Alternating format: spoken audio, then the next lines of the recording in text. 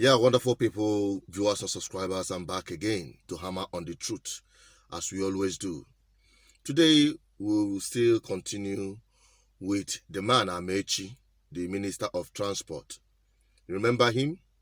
The one that used Nigeria as collateral with the Chinese loan. The one that sold Nigerian sovereignty. Good.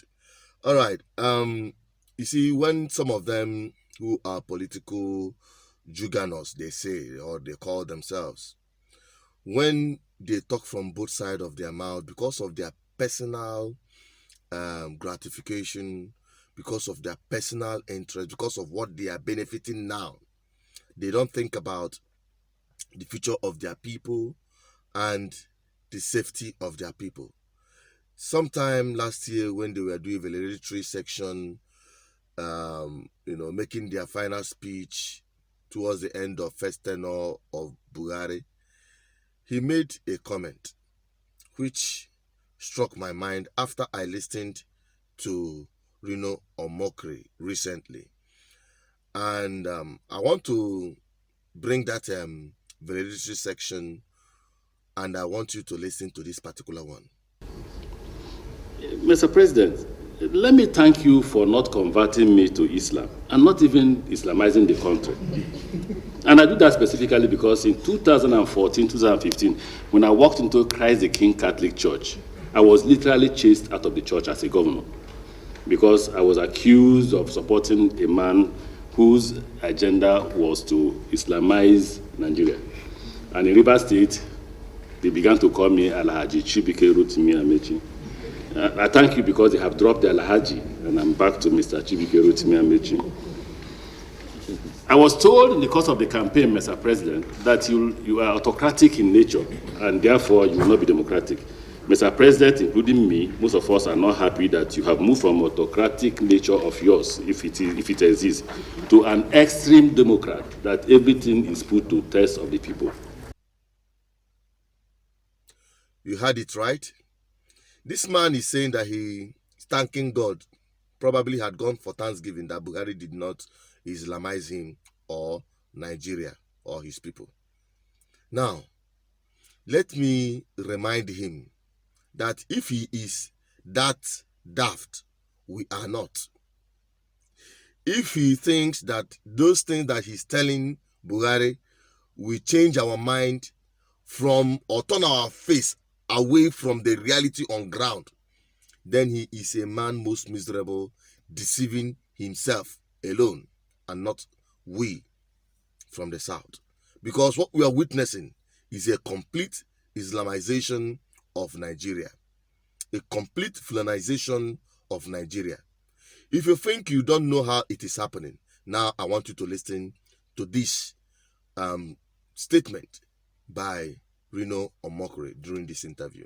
I'll be right back. I was a presidential spokesman, so I'm privy to those white papers.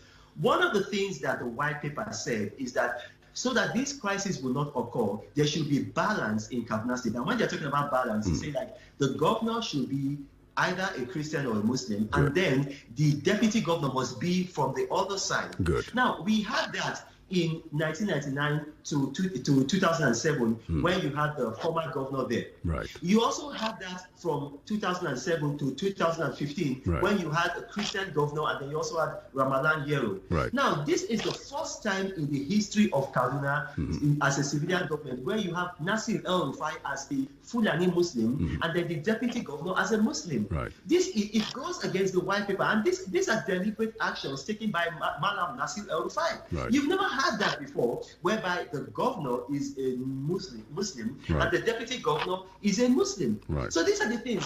What I'm saying is that it is a leadership issue.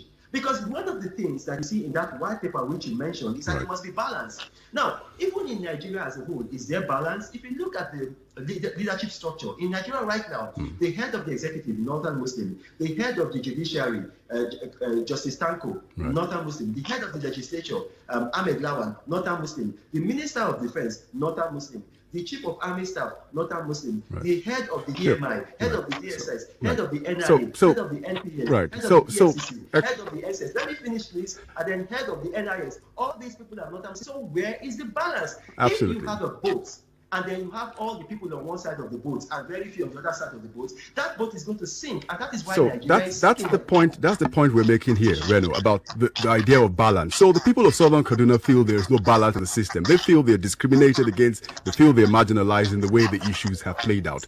But the point is still going to fall back on the politicians, which you've mentioned, like Nasir El-Rufai, in the sending of mixed messages. But let's put the politicians aside and then now focus on the security agencies. It is abnormal, we agree, that you have the military stepping into civilian situations to try to resolve. But the nature of the attacks, because of the sophisticated weapons and the way these attacks have happened, has meant we brought in the military to help end the killing. But so far it hasn't happened. With this administration, with previous administrations, they've said they are always too late in arriving at the place at the right time. What are your thoughts in terms of the military option in resolving the crisis in Southern Kaduna? Listen, Joseph Goebbels, he said that if a terrorist crisis lasts for more than 24 hours, the government is involved. And you can Google that quote. He said, if a terrorist crisis lasts for more than 24 hours, the government is involved. But then who's Goebbels? Who's Goebbels again? Goebbels was the propaganda minister under Hitler. Which is why I said, can you trust something that comes from Goebbels? Well, no, because in this own case, he was saying this into his own disadvantage. Right. So now, if you look at it now, because Goebbels' quote has been quoted also by U.S. presidents and by other world leaders, this particular quote. Yeah. So I'll give you a very good example now. The Southern Kaduna people, obviously, they have no arms. Now, you say you have the military in there. Now, how come these headsmen are coming in with sophisticated arms, AK-47? How come they are able to be deployed and then they go in, they do these attacks, and then it is only when they have left that the military come. And then when the military come, the military they don't arrest the headsmen, they arrest the people who have been aggressed upon, the people who have been attacked.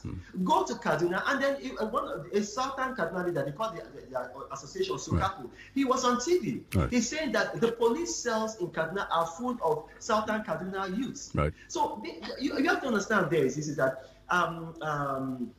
Sherlock Holmes said this. He said that when you eliminate the impossible, whatever remains, however improbable, remains the truth. The truth is that there is a collusion with the governor and the government of Kaduna State in all of this. And we have seen it by the comments, the behavior, the attitude of the current governor of Kaduna State. Well, collusion more in terms of not being able to achieve what they were set out to do, which is the goal. Let me say something here. The military commander, the JTF, which was sent in there, said, look, we got in there. Intelligence was flawed. It wasn't exactly what we saw when we arrived. This is what we saw. They saw, I don't know why people keep calling them headsmen. They found evidence of militia gangs.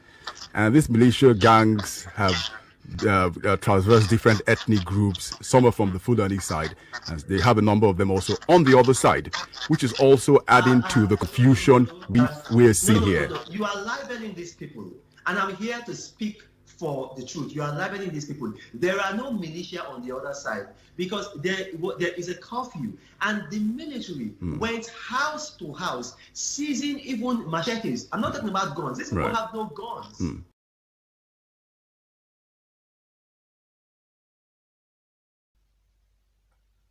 You have had it all. I think he has said it all. So there's nothing more to add to it. There's nothing more to remove from it. Okay? So you have seen it all and you've had it all. There is nothing more to add to it and nothing more to remove from it. This is the complete reality on ground. It is even worse than that. You can go on and on and on and on. Come to even my homeland, the Igbo land. Go to courts in Igbo land.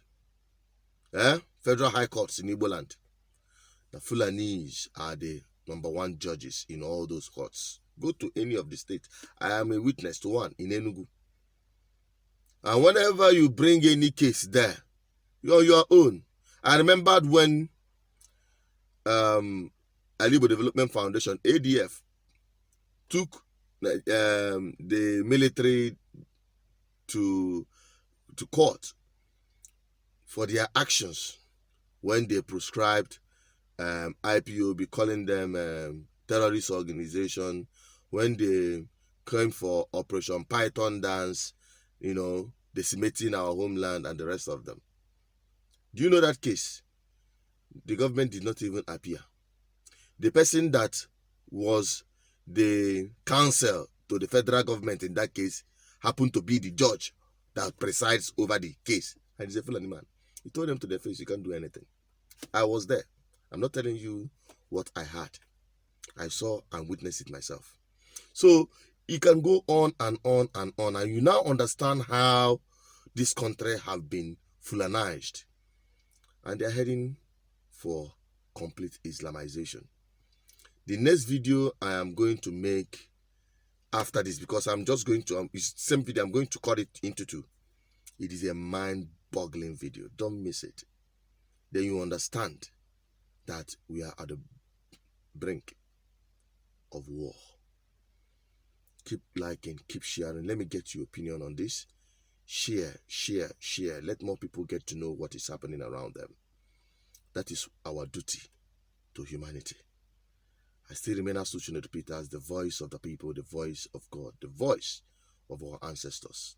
I'm signing out.